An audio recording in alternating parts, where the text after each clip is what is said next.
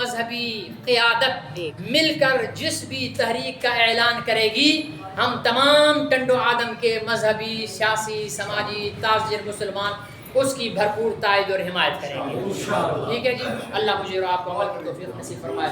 الحمدللہ رب العالمین والعاقبۃ للمتقین والصلاة والسلام علی خاتم الانبیاء والمرسلین وعلی آلہ وصحبہ اجمعین. یا اللہ تیرے حبیب حضرت محمد مصطفیٰ احمد مجتبیٰ خاتم الانبیاء صلی اللہ علیہ وسلم کی ختم نبوت کی نسبت کے ساتھ ہم یہاں جمع ہوئے ہیں اور اپنا ٹوٹا پھوٹا کردار ادا کرنے کی کوشش کر رہے ہیں. یا اللہ اسے تو اپنی بارگاہ میں شرف قبولیت نصیب فرما. یا اللہ اس ٹوٹے پھوٹے کردار کے صدقے میں قیامت کے دن میدان حشر میں حوض کوثر کا پیالہ نصیب فرما. ہمیں شفاعت محمدی نصیب فرما.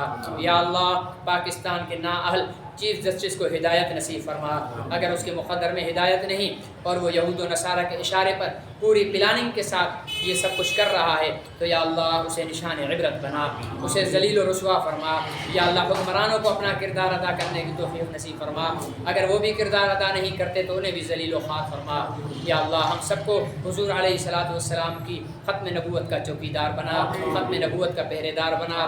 بغیر مسلک کے، بغیر فرقے کے، بغیر سیاسی اختلافات سے بالا تر ہو کر ہمیں حضور علیہ السلام کی ختم نبوت کی چوکیداری کرنے کی توفیق نصیب فرما.